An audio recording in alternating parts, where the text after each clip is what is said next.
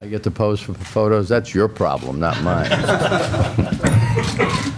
Yeah, I say Ohio gozaimasu. I learned that back in 1974 when I came here with the New York Mets. And I know not a lot of people in this room are old enough to remember that stuff. So I can lie to you all I want in that regard. But I am really thrilled to be here in Japan. You know, I've been several times, obviously. Back in '74, I was playing with the St. Louis Cardinals, and after the season, I was traded to the New York Mets. And as luck would have it, they were planning a barnstorming tour. You know, a little bit different than what happened last November with the All-Star team. This was the whole Mets ball club, and I was fortunate to be a part of that trip and, you know, spend like 3 weeks in country here, and we traveled just about to every ballpark, I believe, and I wound up winning the most valuable player of that series, and, you know, took home and when I think of technology today and technology back then, a big Pioneer stereo set, which probably fit in this room at that time. And it was a great experience, introduced to the passion of the people here in Tokyo, the fans, and it was something that really stayed with you.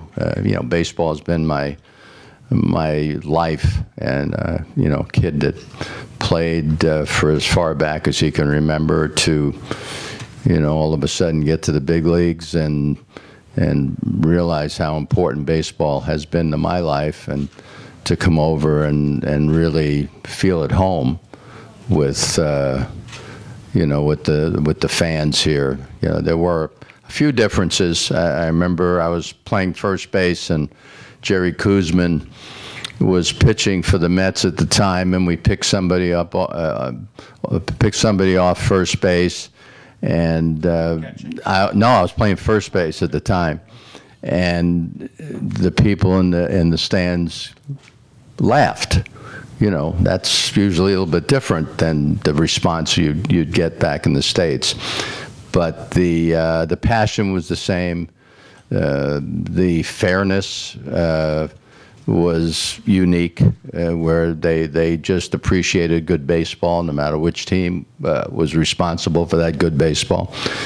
And it's, you know, it was great. And again, that was my playing part of it. And then as a manager, you know, to have made several trips in this direction. I thought I was coming here in November, and then something got messed up, or I never made it. So I'm happy I had the opportunity to come this spring.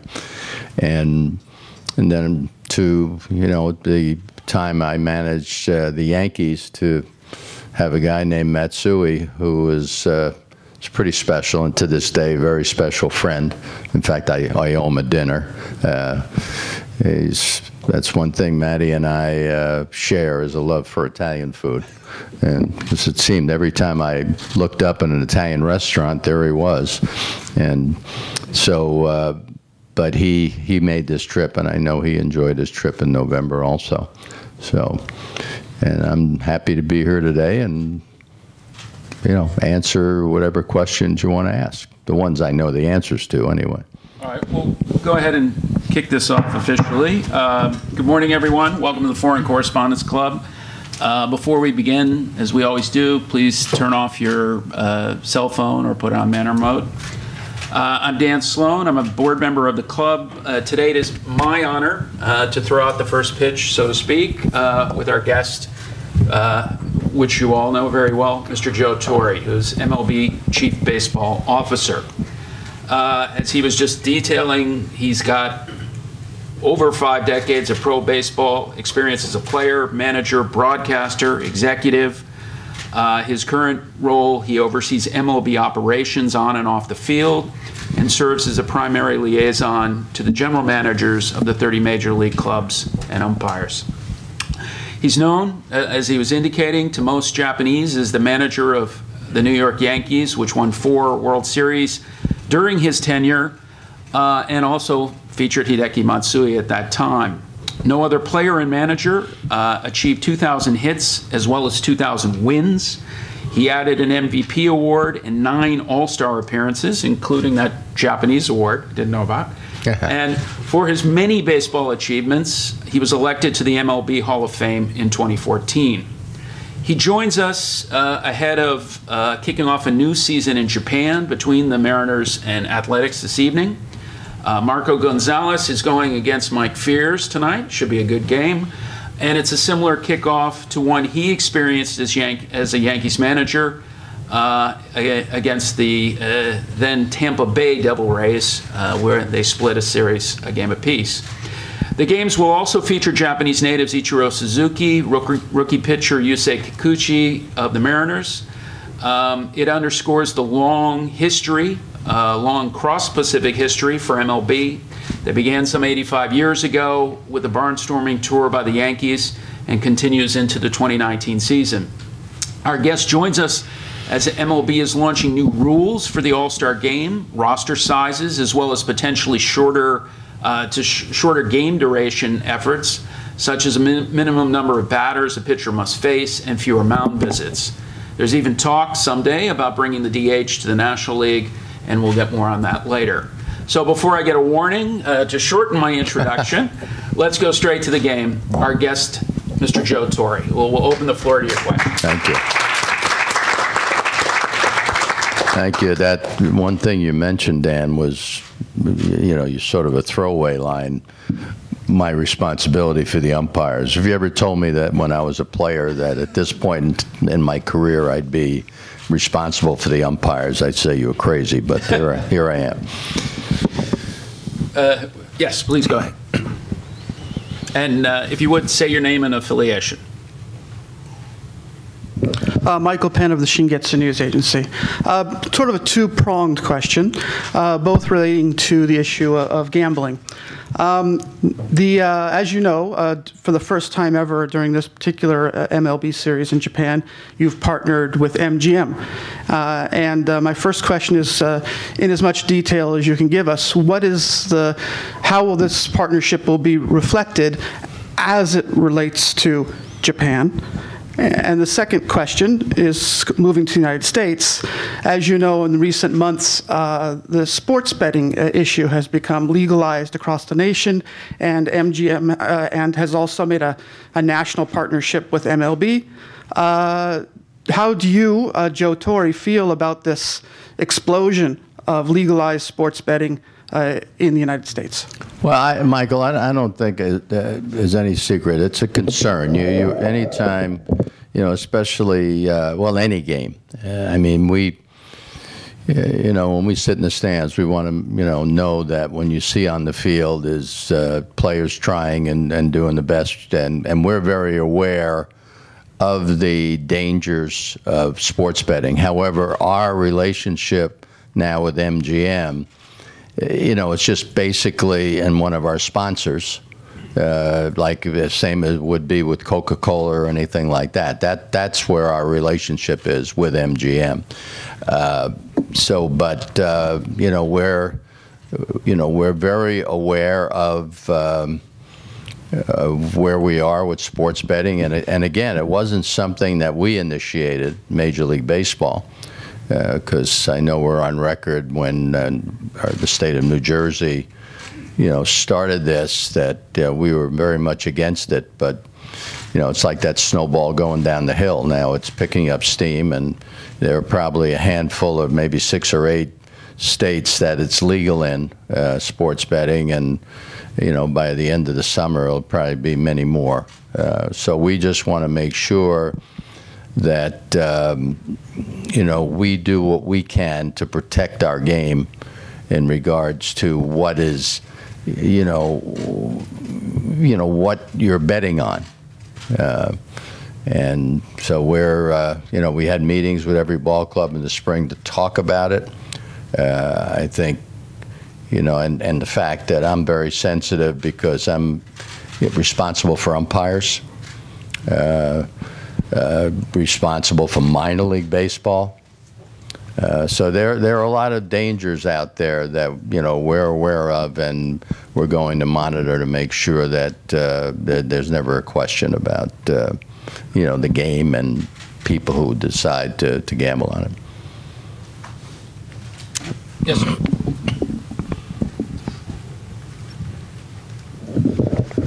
Welcome to Japan. I'm Masa Haruka from Yomiuri TV, the news commentators. I have one question. How important is Japan for MLB in terms of wines as a market and as a supply of many good players to MLB?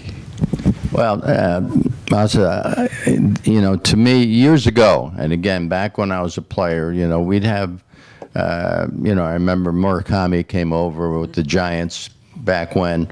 You had players that would come over and play at the major league level who, played there, but really didn't make the impact as time went by of the players like Ichiro and Matsui, and people who were significant contributors to teams, and Ohtani, and that's remarkable for a young man like that to come over and make the impact on our game that quickly. We always want to globalize our game. It's easy coming to Japan because, we know, your love for the game and embrace it. But, you have, like in Matsui's case, and of course Ichiro's case, they played long enough over here to really make an impact. Godzilla, when he came over, I didn't know exactly what to expect. Other than the fact that, he has 50 home runs a year, and that's pretty impactful.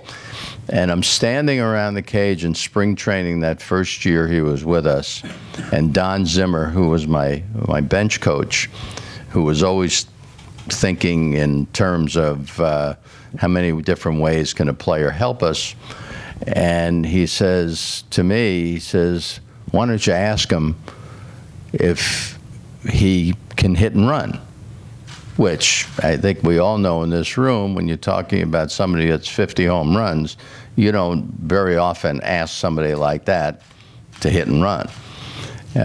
So I asked him through an interpreter, and I asked about the hit and run, and his response was, anytime you want.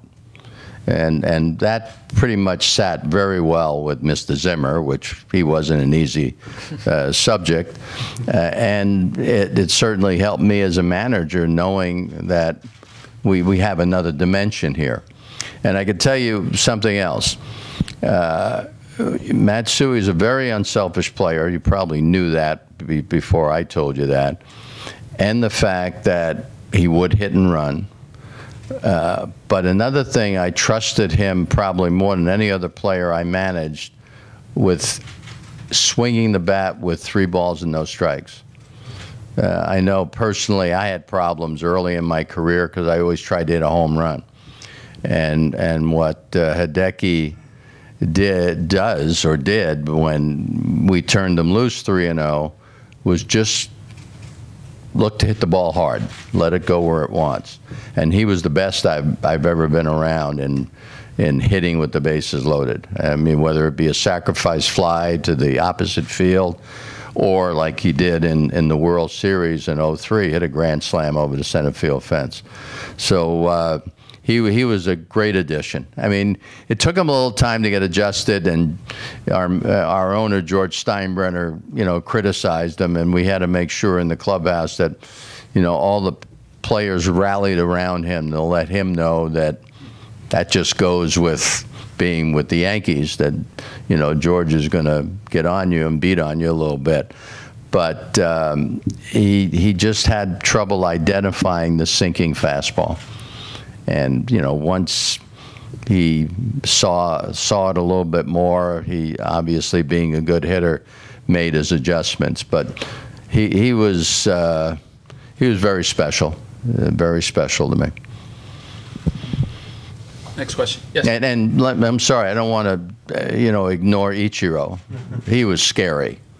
He was scary. I mean, to watch how many different ways he could beat you offensively and defensively. I think we all witnessed the throw from right field the other night.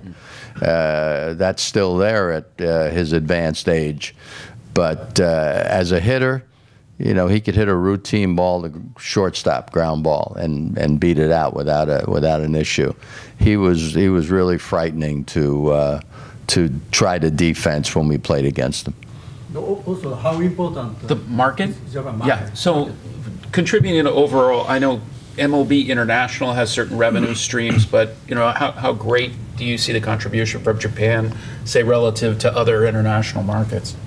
To me, you know, it's number one. I mean, you know, these players, what they've brought to the game, not only the fact that they contribute the way they do to the team, but the appeal of entertainment that they, in other words, I remember I used to tell Bernie Williams, I'd pay to watch you play. And that's what we have as far as both with Matsui and Ichiro, and and hopefully continue to do that. Well, Ohtani, I think he's made his mark already in Anaheim. Thank you. Yeah. Right. Yes, sir.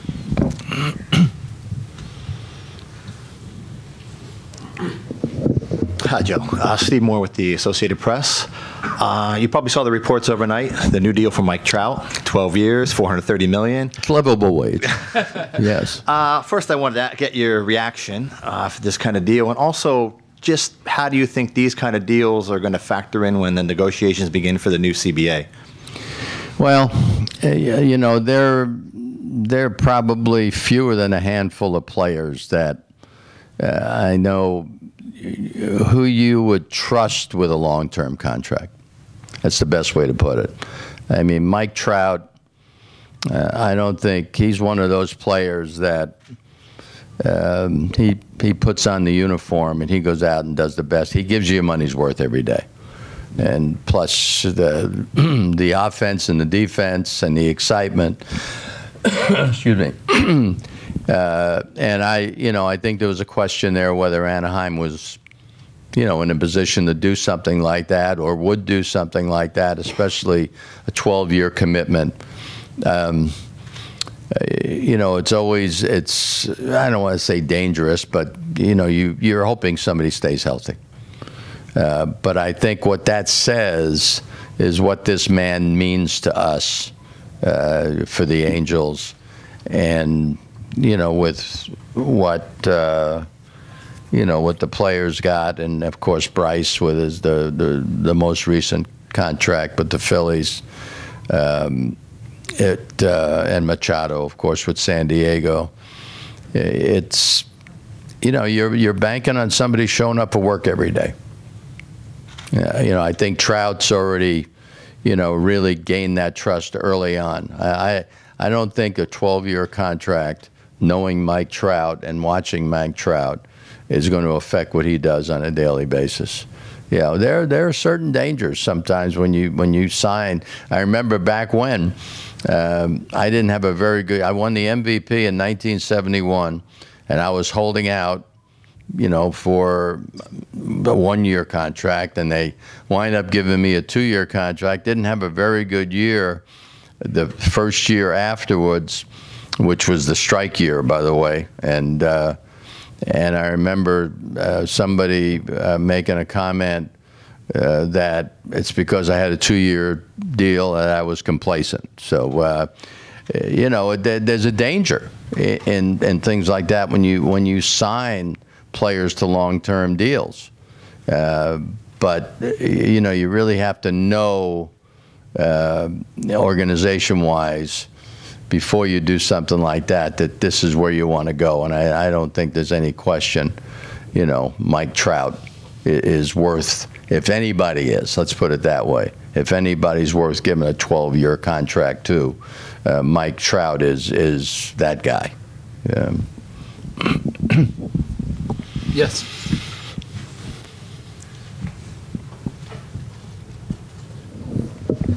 Jason Koskuri, Japan Times. Hello, Joe. This is probably the exact opposite, but there's been a lot in the news lately about the minor league pay scale and some of the struggles that minor league players have been going through. And I just want to get your thoughts on, is Major League Baseball looking into that situation? Is Major League Baseball have any comment on what's going on around the hoopla surrounding the minor leagues? And because the Blue Jays have said that they're going to institute a raise across their system of about 50%. So I just want to get your thoughts on the pay scale there. You know, again, we have the same issue with really minor league umpires as far as pay scale. You know, there's a certain incentive to be in the big leagues, and sometimes you have to understand this is what it is. I really don't have much of a comment as far as what's going to be done about it, or aside from Toronto, is anybody else going to follow suit with the raise with the pay scale? You know, our game is special. I remember it's when you realize the minimum salary right now, you know, $500,000, that's a pretty good living wage in a lot of areas. And you know, in all likelihood, the next CBA, it's, you know, probably going to be addressed. Whatever the result will be, I don't know. But the minor leagues, you know, teams have control over players for so long, you know, and then once they go to arbitration, they sort of, even though they have control, so to speak, what they're paid is out of their hands. So you know, I'm not, you know, sure where we're going in the minor leagues, and I'm only giving you my take on it. There hasn't been a lot of conversation in my area at MLB. But again, that's a team decision on what they want to do, an organization decision. I'm going to take this opportunity we were talking beforehand, and how managing has been changing in the MLB, and how there may be differences between the way Japan baseball is managed, as well as the current MLB status. We were talking about the move to analytics, Joe, and you know, how you feel about it versus the kind of traditional managerial gut instinct reading the field. Well, take into consideration now, I played in the big leagues for 16, 17 years, managed for 29. I'm an old guy. The analytics, you know, we've always had statistics available, but now with the technology that we have, analytics is, you know, is in the process of influencing more teams than maybe the experience of the manager that's managing, and that's a little concerning to me. I do remember when I came here initially to see that the managers are held in very high esteem over here, respect-wise, and really not to, you know, question anyone. It's sort of like, I guess you could say it's sort of like a college coach, you know. And I remember I said to Sparky Anderson one time, I said, you know what? I said, you know, you're like that college coach. He says, what do you mean? I said, well, when the team wins, you know, you're the manager. When the team doesn't win, it's because it's the player's fault. And I said, I hope I get to that point at some point in my career. But and I was telling a story also to Dan about Matsui. When he first came over, I was not aware of his consecutive game streak. And I was going to rest him on artificial surface one day, and he, you know, said, you know, acknowledged, because I told him I was going to give him a day off, and you know, it wasn't a discipline thing. I just felt to save his legs a little bit on the turf, and then it got back to me through our PR department before the game was played that he had this streak going, which I really wasn't aware of. And I changed my mind because it was important to him. But, you know, he was used to playing for managers. When they made decisions, you didn't question the decisions. And it's a little bit different at the major league level at this point in time. But, as I said, once I found out about it and it was important to him, I changed. He played in the whole thing. But analytics, there's a place in our game, for information.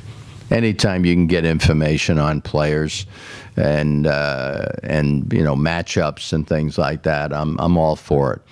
But I never want to lose the players or the managers' instincts, because those players that are in the dugout, they're human beings. And the first inning and the ninth inning are a little bit different. And really, to me, the manager is the only one that knows that. And I never want him to have to make a decision based on what this paper says as opposed to what he feels.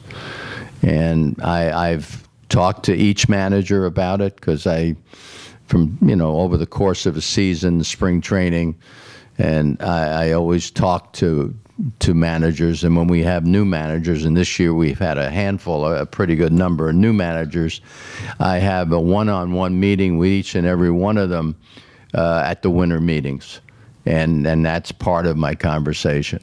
You've been around this game for a while now. You know what works and doesn't work. You know areas that you have to trust your gut, and it's a concern to me, because I just don't I just don't want our game to lose the ability of people who have been around the game, and it's something that I thought Alex Cora last year with the Red Sox, and I know this guy's a Red Sox fan, but I thought he did a magnificent job for a first year. Even though he's managed before in winter ball and stuff, I thought he did a remarkable job of, especially when you go through postseason where the game speeds up a little bit for you. I thought he did a remarkable job in the combination of information and a sense of your players and knowing what you wanted to do in a certain situation. I thought he was terrific. He really was. And I just don't want us to lose that. Our game, our game is played by human beings, and it's not an easy game to play based on the fact that you play it every single day. And it's too important not to feel the emotion and the sense of, what players need and what players can do at this particular time of a game, of a year, or whatever. I don't want us to lose that. Yes, sir.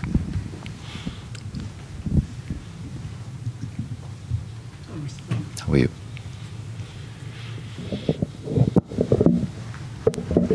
My name is Tawa, associate member. A couple of questions. One is about umpiring, and the other is baseball development. I read recently a long article that in minor league, you are going to ask plate umpire to wear mics, or it says that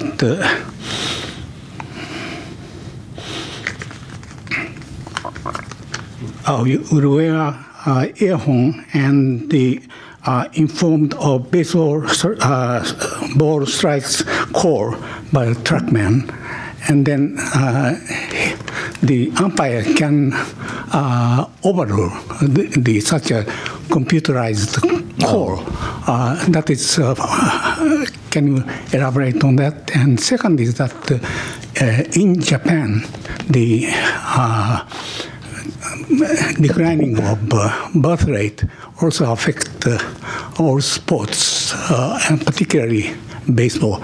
And worrying thing for us is that the ratio of decline is steeper than soccer, football, or other sports, while esports or climbing are rising. So, what kind of advice you can give to develop baseball among youngsters? Hey, I need a little help on that second question. Yeah, so Tawa-san is a longtime kind of baseball expert in Japan, and what he's saying is that essentially Japan's demographics are declining, birth rate declining, and baseball as a sport is seeing less activity. Fewer kids are playing ball. Mm-hmm. How in the United States are they trying to imbue with so many competitive, other sports, other options? How has MLB looked to kind of seed the future of baseball? Good. No, that's a very good question, because that was one of the first things that Commissioner Manfred addressed when he took over as commissioner. First off, you think about your fan base, and our game is a little different than watching football or watching basketball or watching soccer, and now rugby is the entertainment value of watching those games. Baseball, because it doesn't move as quickly as those other games, if you don't understand the game, you look at it as it's boring. It's boring. So I think personally that at some point in your life you've got to play some form of the game just to understand the nuances of the game and what you can appreciate or what you can look for in a situation, or maybe help saying this guy should be doing this in this situation and whatever. To me, it's so important for the kids to play the game. So the commissioner, we have a program now that's been implemented MLB. It's called Play Ball, where we have during the course of the year in different places. I know Vero Beach, we do it. We invite kids. Which is different than traveling teams. A lot of times, the traveling teams that go from place to place, there are a lot of young people that can't afford that. But we create places, venues, and opportunities for young people to play the game. And so that to me is very important. And we need to really introduce the game to people and young people and have them, again, does that mean they're going to go on to the big leagues and play? But no, but they're going to, I think, I like to refer to baseball as a game of life. And I think they learn a lot by playing in a team sport that there's a lot of life's lessons that are learned during that time. So, but I'm proud of what the commissioner has done with the Play Ball program, and we're introducing the game to more and more young people on a regular basis. Tony Regans, who's heading up that part of our office, and he's a very energetic. He used to be the general manager of the Angels, and he's certainly equipped baseball-wise to know how important this part of it is. When you're talking about the umpires with the analytics, basically the electronic strike zone, you probably know this, but we have an agreement now with an independent league, the Atlantic League, in the United States, which it's an independent league to experiment with certain things. Make the bases a little bit bigger, maybe to increase base stealing and maybe keep the injuries from happening, maybe sliding into bases, moving the mound back from 60 feet 6 inches to, I think it's going to be like 62 feet. Experimenting. This is going to be after really the All-Star break in the second half of their season. And, part of it why do we do it with the independent league? Well, it's because no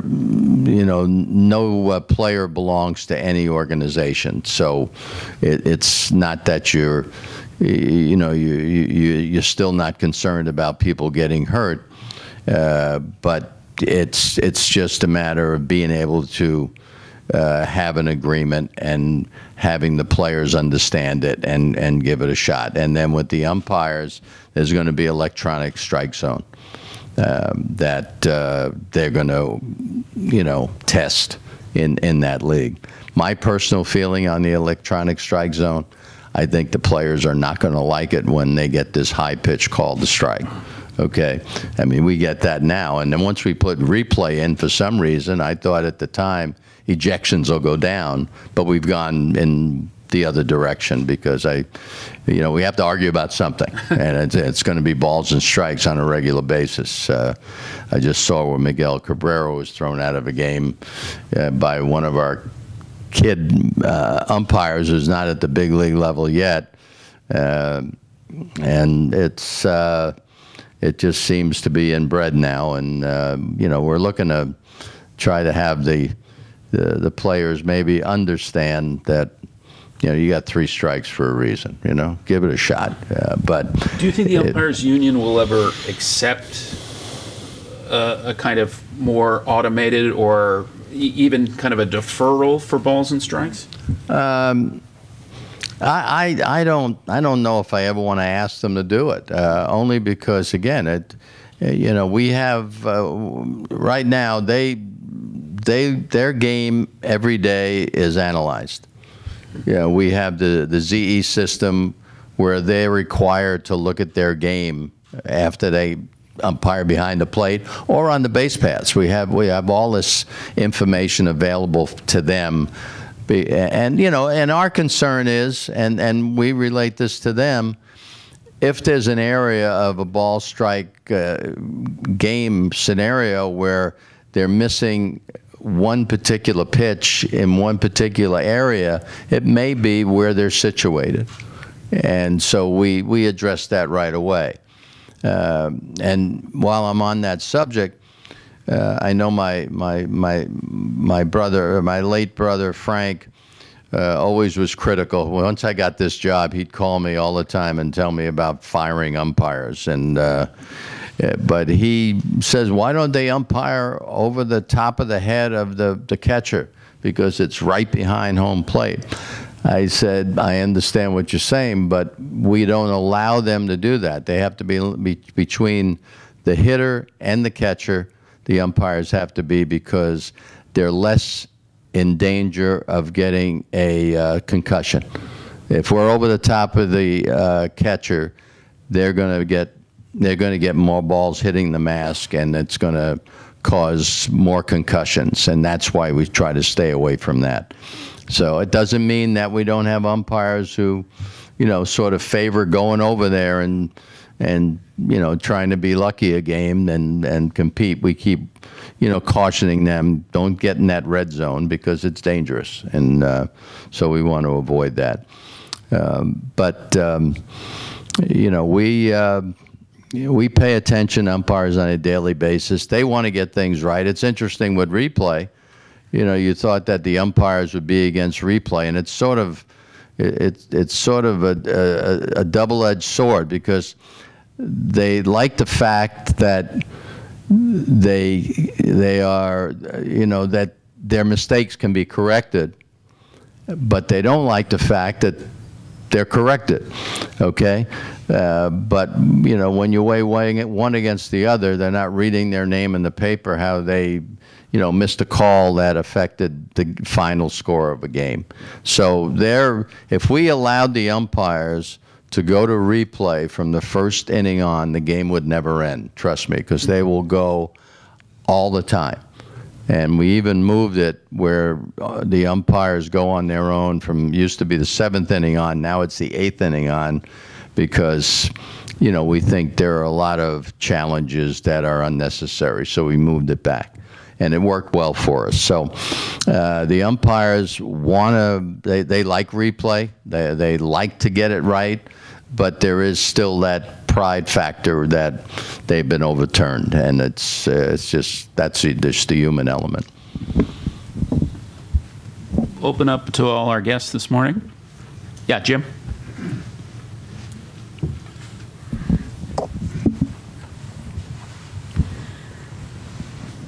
Hi, Joe. Jim Armstrong with AP. Do you think MLB is doing enough in terms of revenue sharing? I'm from Toronto, and things are looking pretty grim for the Blue Jays, trying to compete with the Red Sox and the Yankees, and there are many other teams that seem to me to be in a similar situation. What do you think MLB can do about that? Thank you.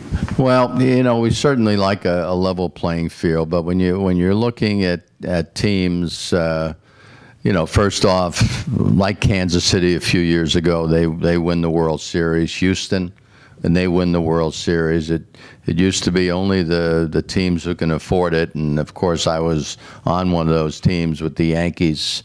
You know, it's a subject that continues to be talked about. I don't know. You know, it's draft choices are important, development's important. Kansas City, even though they started way back when, not Kansas City, but the Athletics, they started way back when with the analytics and signing guys in certain ways. Billy Beane is really created from the Billy Ball situation.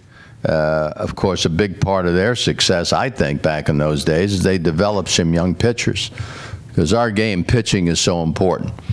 You know, other sports, you can maybe freeze the ball and the time's going to run out. Our game, you got to get 27 outs at some point in some way. But pitching is so important. But the revenue sharing question has obviously been a hot topic for a long time. And, you know, baseball continues to work toward, you know, trying to figure out if there's something that's going to work a little bit better than that is. But right now, that's where we are. And as I say, they don't ignore the fact that, you know, questions like that exist. But right now, that's where we are. So just to kind of follow up on the opposite side of what Jim was asking, I mean, there are some teams that their attendance is paltry. You know, Tampa, for example, Florida, not very good either. And you know, the kind of view is that they're kind of living off of young talent that they trade, and it just kind of seems to be not progressing the team to you know, a higher competitive level, and they get their MLB funds, but not pushing it further. Putting it on to the team. In other words, they're not spending the money in that regard. Right. Yeah, that's also been talked about. But the Miami situation is interesting. You know, they made some trades, and it made, and I'm a little biased here because Derek Jeter is part owner of that ball club. But they, you know, make it look like they don't really want to win because they're trading away players who are good players, and you know, in Stanton's case, but trust me, knowing Derek Jeter for as long as I have and as well as I do, he has a plan, and the most important thing for him is winning. And unfortunately, you know, you can't just grab one player and say he's our answer, not until you get a little bit closer to realize that one player will make a difference. But he, right now, in his probably middle range minor leagues in Double-A, they have some players coming, and you know, he's patient. He's I could tell you, when he was a player, he didn't want any. I knew once he left, once he took the uniform off, he wasn't going to put it back on. But he was very interested in being an owner, and not just for the sake that, you know, he can tell people he's an owner. He wants to have hands-on. He goes into the office every day. He's you know, changed his residence from the Tampa area to Miami. So he's dug in, and I'm very confident that you know, that light at the end of the tunnel is not too far away. Right.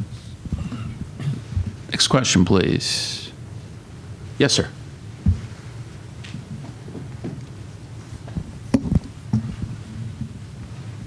Hi, Chad Lafferty with Wall & Case. I had a question. So pace of play has been a very hot topic for a number of years. There's some rule changes that are coming up in the pipeline. I was kind of wondering two things. Number one, did you see the 538 report about foul balls being a big contributor to the increase in game time? So I think it's up 12% in the last 20 years or so. And the second thing, what would be the single biggest impactful change that you could make to baseball to improve the pace of play? Thanks. I personally think, and no, I didn't know that study, but foul balls are encouraging. That means we're making contact. I'm concerned with our game because, you know, anytime you go through a season and there are more strikeouts than hits, it's a concern to me. To me, the excitement of baseball, to watch the game and to manage the game, is basically balls in play. We don't have enough balls in play. If we have, you know, and I think pitchers, you know, everybody's throwing 98, 99 miles an hour. Everybody's trying to strike people out. Everybody, you know, used to be you thought about striking somebody out when you had 2 strikes on the hitter. Now we start from the first pitch. I think that's all a concern to me. I think we need to put the ball in play more. And I know some of the people who talk about an outs and out, you know, a strikeout is no different than a ground ball. Don't tell me that because I'm a manager with a man at second base and nobody out, and a strikeout doesn't get my man to third base. I need contact. I need useful, productive outs, and you know, we need. We know what's been great about the exhibition games we've seen here. It's been a lot of stuff going on, and players on the bases, running the bases. That's exciting to me, but I think that is when the game is going to pick up pace, is when we dare the hitters to hit the ball instead of trying to keep them from hitting the ball.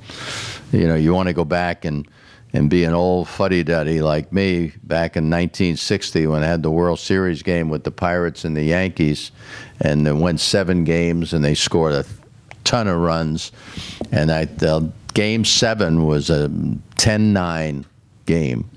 Okay, and I look back and I grabbed that box score. Of course, it was 2 hours and 30 minutes, 10-9 game. And the thing I found remarkable in that game, there were no strikeouts in that game. 10-9. You know, you pitch to contact. You have guys playing out there in the field to help that situation. They catch them, and I just think we're too into trying to hit home runs. And you know, I mean, home runs are great, but I don't think that's action on the field. We need players to run the bases, going first to third. Managers have the safety of putting a runner in motion when he knows that the hitter at the plate is going to make contact in some way, or the chances are that he's going to make contact. But more strikeouts than hits, sorry, that's not the kind of game that I think we should have, and I know we're capable of improving in that area, and I look forward to that happening. They don't have it in Japan, but by that logic, I think I would assume that you're not a fan of the opener, so the closer who pitches 1 or 2 innings to begin a game. You know, Dan, I think you've got to do what your personnel tells you you have to. You feel your best chance to win. No, I mean, I like starting pitchers. Again, I'm a traditionalist in that regard, and I like to see. You know, go out there and trust the pitcher a little bit. I think we probably, and I think it's evidenced by the fact that next year, right now, one of the rule changes is that a reliever has to come in and pitch the 3 batters or end the inning, one or the other, to try to keep from all the changes. You know, it's okay to make mistakes. I mean, I don't know if replay did this to our game where we want it to be perfect. It's not perfect. I mean, it feels like it sometimes, but it's not perfect.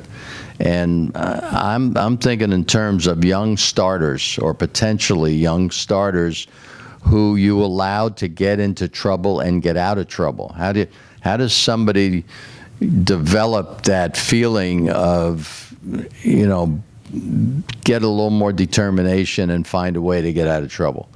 You know, right now we're trying to, it seems like we're making changes to keep you from ever getting into trouble. And, you know, but with the start, you know, as far as the closer being the starter, I think you manage according to your personnel. I mean, look at, you know, you got the Mets, they can list you 5 starters in a heartbeat. You're not going to see that happen there. The Red Sox the same way, and the Yankees the same way. Yankees have a great bullpen, but it doesn't mean they're not going to trust their starters. And you know, they just, I was told by John, they just signed Gio Gonzalez, right, another potential starter. So, but again, you know, like people say, oh, this manager likes to do certain things. Trust me, managers do according to what their ability is player-wise on what kind of game you play. All right. Got time for about 1 or 2 more questions. Yes, sir. Hi, Joe. I'm Fumihiko Onozawa, associate members. I would like to ask your view on limit on number of pitches for junior or young pitchers, especially. We are very honored to see many Japanese players do a good play in United States, but Ohtani has an injury on the arms, and Darvish has shoulder problems. They throw 200 or 300 pitches at the time of the high score, and in 6 or 7 consecutive days. And there's a discussion about how to, we should limit the number of the pitches for such a young generations, but there's no consensus yet, you know, in Japan. Is there any rules in the United States, or do you have any views on the number of the pitches limitations? Thank you. You know, I think the type of pitcher, when you're a young potential pitcher, I think we may throw too many breaking balls early as a young pitcher. You know, you know, you've got kids 12, 13, 12, 11 years old, and, you know, it starts somewhere. And I think they of course, they're going to emulate whatever the major leaguers do, but I think you have to keep real young kids from throwing breaking balls. You know, grip is fine. You want to change the grip on a ball. But, you know, I think you have to strengthen it first. And, you know, a concern for me and a curiosity for me are all these young players. And I'm talking about some, you know, teenagers who have had this Tommy John surgery and saying this, you know, this is just going to make them stronger. You know, I don't know. I'm not a doctor. But, you know, I'm not sure about that. I mean, I'm not sure. They say, look, he throws harder. You know, let's do it this way. When you have surgery like that, you have a lot of exercise to do to strengthen that arm. And I'm just wondering if you did those exercises before you decided to have Tommy John surgery, if that arm wouldn't be strengthened. I don't know that, but I'm curious about that. As I say, I'm not a doctor, and I'm not about to tell people what they need to have done. But I think with young people, I think they may try to get too fancy too early, where before their arm is developed. All right. If I don't see any hands, I'll ask the final question today. Anyone else? You again. Yeah, too many. Anyone? Okay. I'm a little, you know, I'm never really comfortable being around Red Sox people. This will be nothing about a possible repeat. Let me tell you, I know you're a Red Sox fan, and I was just always wondering why you have such a rotten disposition when you go to the ballpark. And 86 years of pain. Yeah, well, you know, I took care of that, didn't I? But I was coming down the elevator in Boston, and this was during the season. It wasn't a postseason game, and this is a true story. And a couple gets on the elevator, and And he looks at me and he says, "You're Joe Torre, aren't you?" I said, "Yes, I am." He says, "We're going to beat you tonight. You're not going to beat us." I said, "Well, I hope not, but if so be it if that's what happens. But I certainly hope we'll win tonight." Nothing happens, and he's continuing on down toward the lobby, and I know something else is coming because I can just sense that there's grinding going on. And he says to me, "You know," he said, "if I had my choice of beating the Yankees or capturing Saddam Hussein, I would pick beating the Yankees." And with that, the elevator door opened. He walked out, and I was stunned, still in the elevator. But that's the craziness. I mean, I love Boston, but it was terror going to Fenway Park all the time. Yeah. We got both of them in the end. Well, yeah.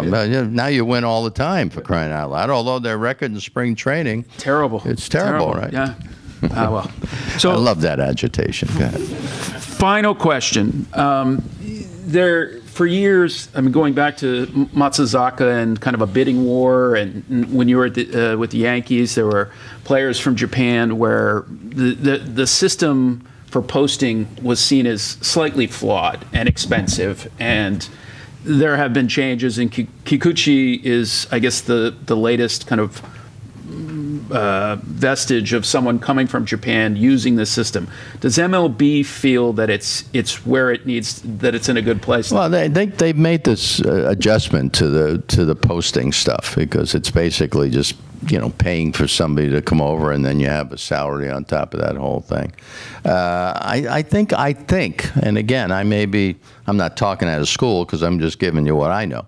I think they're satisfied with what they've done recently in the posting rules at this point in time. I think it opens up for more teams to have chances at players, and you know, we try to be as fair as we can in Major League Baseball to you know, and again, I mean, you look at Ohtani went over there to the Angels, and I think if you know, you took a poll of where was he going to go, it was always going to be, you know, oh, the Red Sox, the Yankees, and Dodgers, and all that. But, you know, he went to a team that I think was probably a long shot.